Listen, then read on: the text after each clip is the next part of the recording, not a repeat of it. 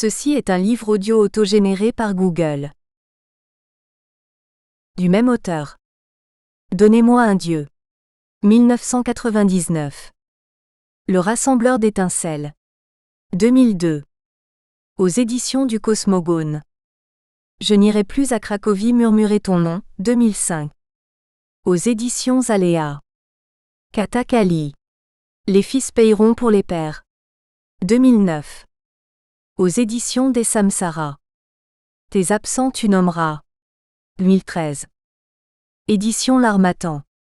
Copyright L'Harmattan 2013 5 à 7 rue de l'École Polytechnique, 75 005 Paris. http://www.harmattan.fr diffusion.harmattan@wanadoo.fr harmattan@wanadoo.fr EANIPUB 978 336 68 159 4. Une plume éprise d'humanité. Parmi une multitude de pratiques, l'interview incarne sans doute mieux que tout autre le cœur de métier des journalistes. Le jeu cadencé des questions-réponses, l'espace intime de la confrontation, la naissance d'une vérité au moment précis du dialogue, l'interview est un art délicat. Écrivain, journaliste de presse écrite et de radio, Sylviane Sarah Olling en a la maîtrise parfaite. Quand je l'ai rencontrée pour la première fois, c'était en 1995 à Radio Judaïka Lyon. Paul Amar, mais aussi Raymond Barre, alors comme moi candidat à l'élection municipale de Lyon, et bien d'autres personnalités marquantes, avaient été interviewés par elle dans les petits studios de RJL à Villeurbanne. Sans doute peut-on mesurer la qualité d'un entretien au sentiment d'abandon et d'évasion qu'il provoque en vous. C'est peut-être aussi cela, la magie de la radio. Toujours est-il que ce jour-là, j'ai vécu un vrai moment de journalisme, évoquant des souvenirs lointains de ma prime enfance aux événements plus récents de ma vie politique. Ces confidences, je les ai retrouvées dans ce livre avec beaucoup de plaisir et d'émotion. Puis j'ai exploré une à une, celles de ces autres invités qui, comme moi, ont eu la chance et le privilège de répondre à Sylviane Sarah Olling. Je suis heureux que vous puissiez à votre tour, découvrir ces morceaux de vie sous cette plume si éprise d'humanité. Gérard Collomb, sénateur-maire de Lyon.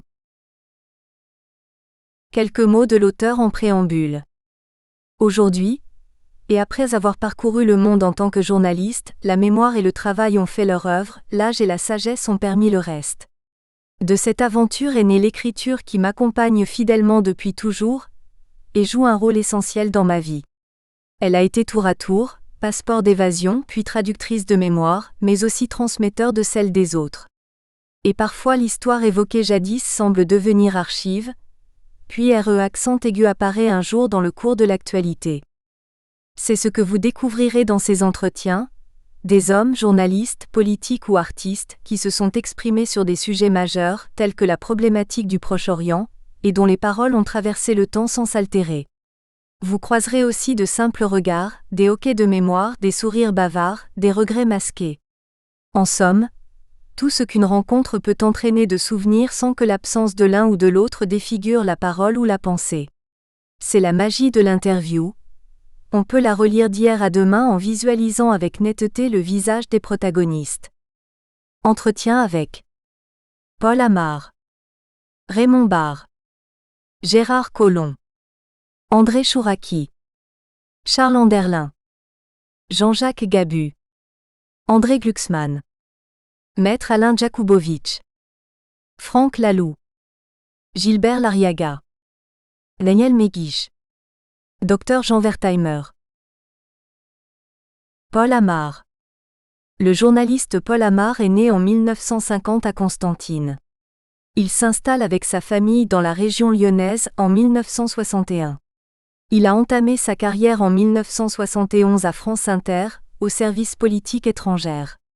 Il est l'auteur de 3 ouvrages, dont L'œil de verre paru chez Flammarion en 1994. Créateur et présentateur de plusieurs magazines autour de l'actualité politique, mais également un temps du JT de France 2, sa dernière émission sur France 5 revue et corrigée s'est achevée en juin 2013 après 7 années de débats sans langue de bois, à son image. Notre rencontre eut lieu lors de sa venue à Lyon, en juin 1995 à l'invitation du Binébrit. Il donnait alors une conférence sur le pouvoir des médias en démocratie. À la lumière de l'actualité du monde, cet entretien demeure d'une totale acuité. Sylviane Sarah Olling. Le pouvoir des médias prend le pas sur tous les autres pouvoirs.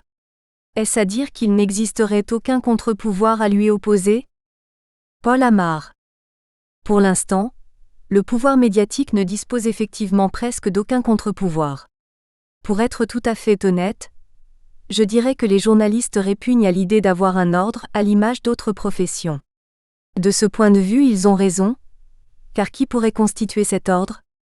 Mais il est vrai qu'on pourrait peut-être progresser, en tentant de définir une sorte de code de déontologie pour la profession, qui est fortement décrié en ce moment, et en adoptant la constitutionnalisation du Conseil supérieur de l'audiovisuel, dirigé actuellement par Hervé Bourges, ce qui donnerait d'abord une légitimité au CSA et à son président et qui pourrait aboutir à une certaine discipline, au sens noble du terme, dans notre profession. Sylviane Sarah Olling.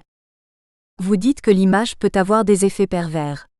Nous vivons dans le monde de l'image, comment lui redonner sa juste place?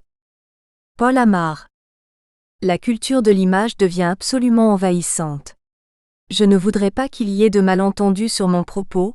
J'aime l'image et grâce à l'image, nous avons conquis la liberté.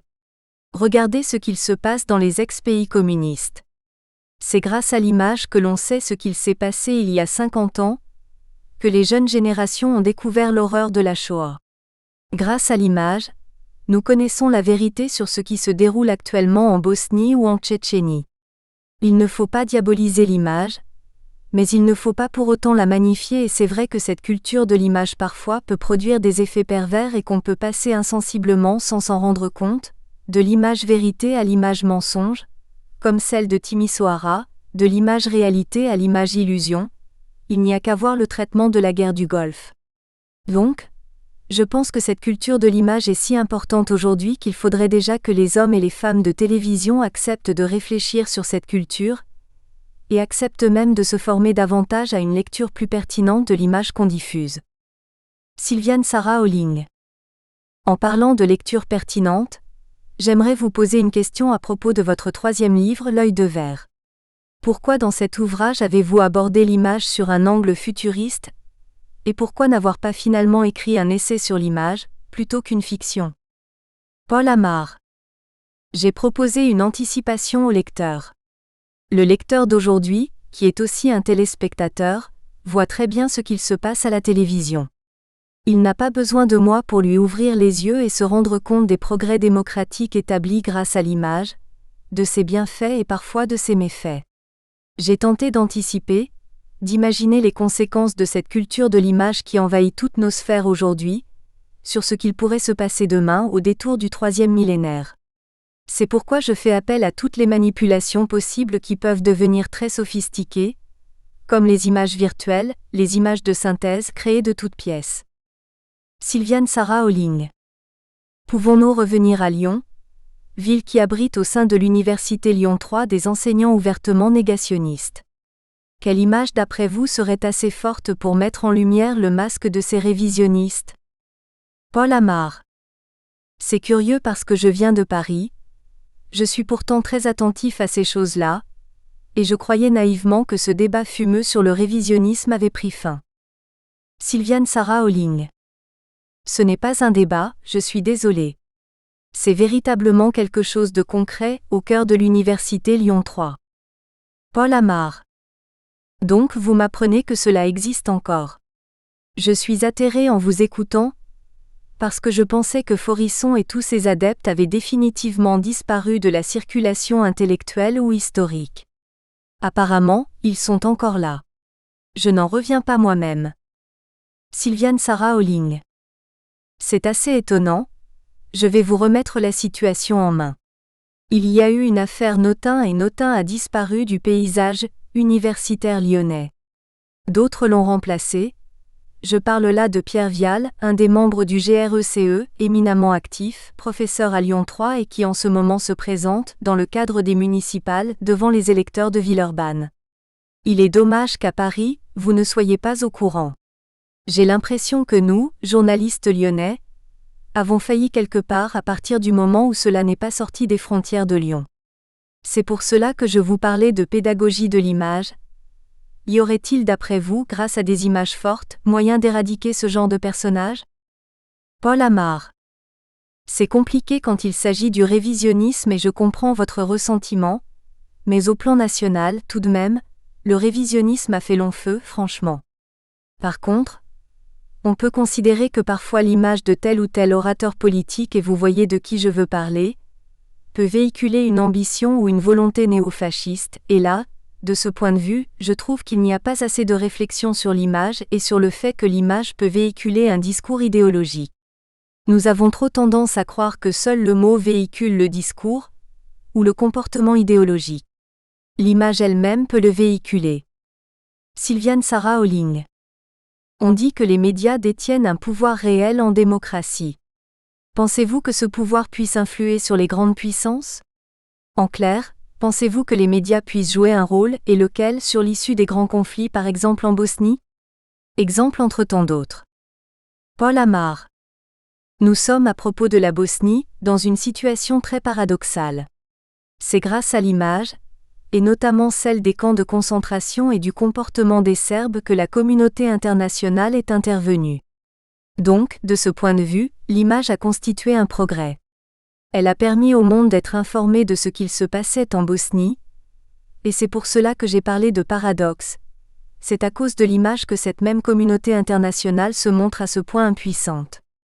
L'image des casques bleus enchaînés avait littéralement tétanisé la communauté internationale et l'a empêchée d'agir comme elle pouvait agir. Et en cela, les Serbes de Bosnie ont parfaitement compris l'utilisation qu'ils pouvaient faire de certaines images. Ils ont en effet, compris qu'il pouvait y avoir une guerre de l'image, et que parfois les hommes les moins forts militairement pouvaient gagner la guerre de l'image, parce qu'ils savaient mieux la manipuler que d'autres. Sylviane Sarah Holling. Ce sera ma dernière question. Quel est votre regard d'homme juif et de journaliste sur le processus de paix en Israël? Paul Amar. D'un tout court. Je suis né en Algérie. J'ai subi la guerre en Algérie, de l'âge de 4 ans à l'âge de 11 ans. Il y avait quelque chose d'inachevé dans cette cohabitation possible entre Français d'Algérie, juifs et non-juifs d'ailleurs, et musulmans et comme une amertume. Et aujourd'hui, je vois que la cohabitation pacifique peut être possible entre musulmans et juifs là-bas, mais aussi avec les chrétiens, parce qu'il y a aussi des hommes et des femmes qui vivent au Proche-Orient et qui sont chrétiens. Tout d'un coup, cela semble possible.